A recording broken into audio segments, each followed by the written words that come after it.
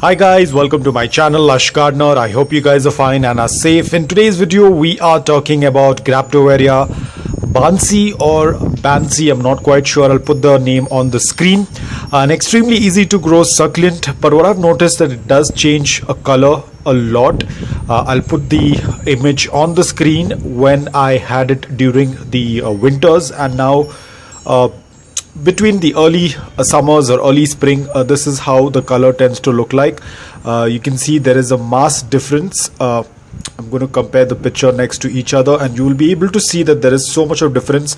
The color is completely faded off. It was an indirect bright light because I was away from home and it was kept in indirect bright light. That could be one of the reason.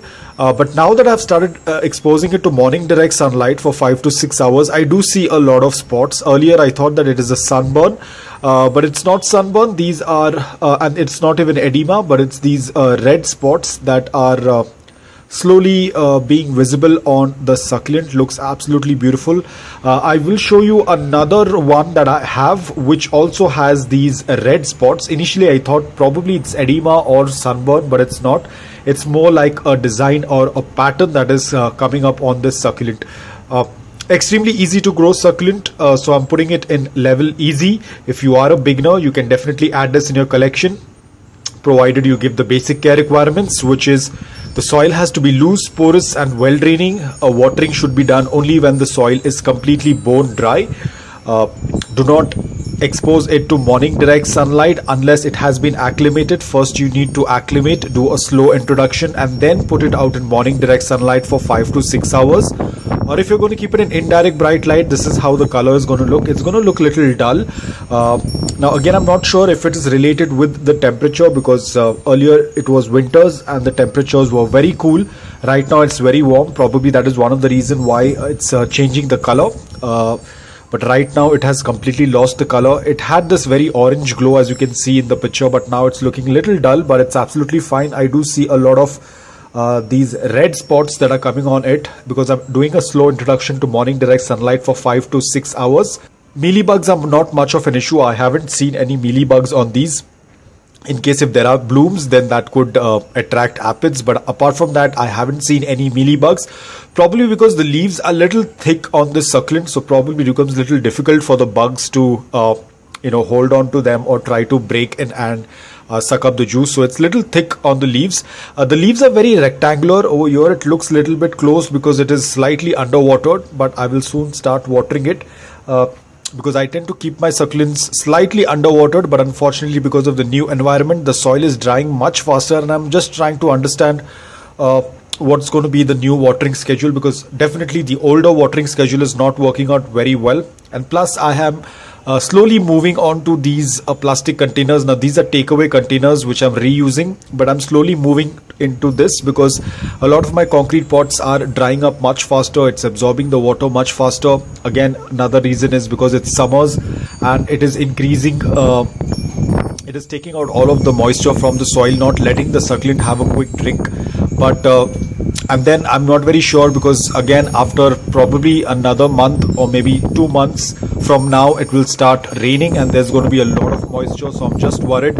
I'm just doing a 50-50 collection, like half of my collection I'm keeping them in plastic pot and half of them in concrete pot, because I'm not very sure. This is a new place. I don't know how this is going to work out, because when it rains for almost 6 to 7 months. At times it even rains until December, due to which there is a lot of moisture in the air. So I don't know how the new environment is going to react, because this is going to be my first monsoon in the new location, so I'm not quite sure. So I'm not putting all of my succulents in plastic container. I'm just selecting few of them and putting them in plastic container, because remember, concrete pots right now, yes, the environment is very dry, so the soil is getting dried faster, but during the monsoon season it's going to work out really well, because there's going to be so much of moisture and the concrete pots will start absorbing the excess moisture. It will work out really well for that season.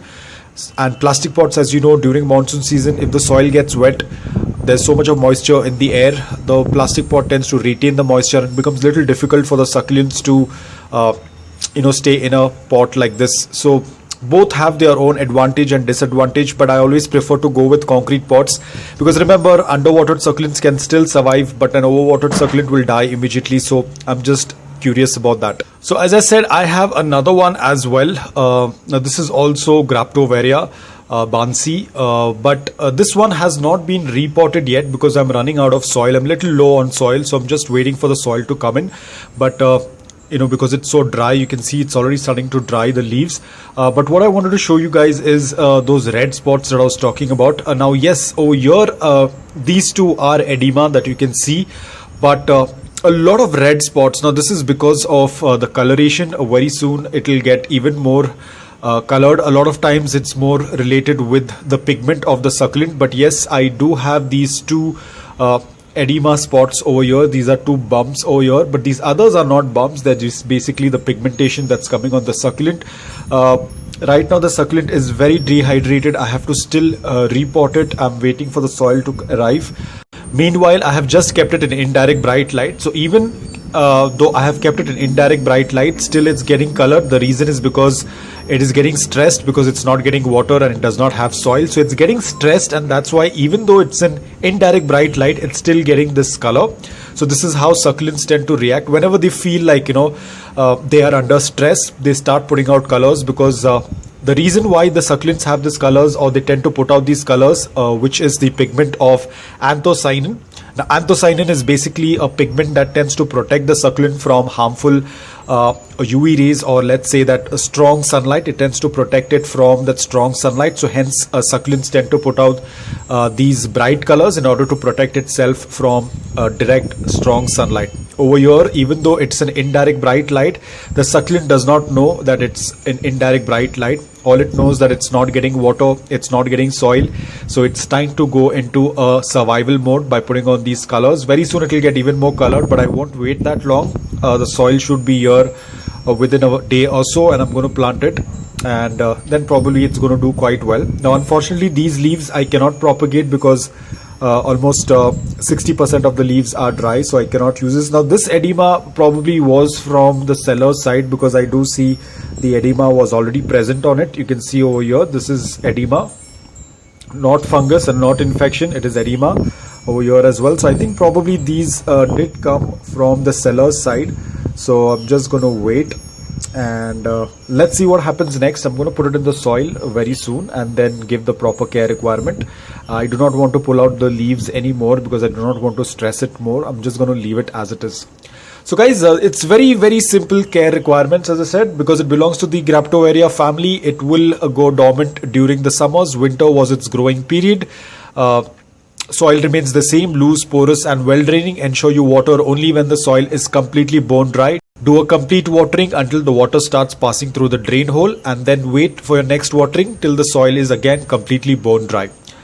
Propagation is pretty simple. You can do a stem cutting. They also tend to get a longer stem, again because they are from the Xgraptoveria genus. So Xgraptoverias do have a huge stem. They tend to grow stems as they get mature, unlike Echeveria. So you can do a stem cutting, you can do a beheading, you can do a leaf propagation.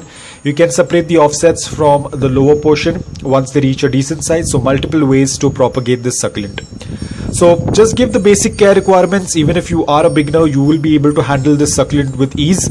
So you can just follow the basic care requirements. Soil, sunlight, watering is the most important thing. If you're going to give that to the succulent will definitely thrive. So guys, I hope that this video was helpful to you. If it was, please hit the like button. If you're new to my channel, please consider subscribing to it. Until then, take care, stay safe and keep propagating.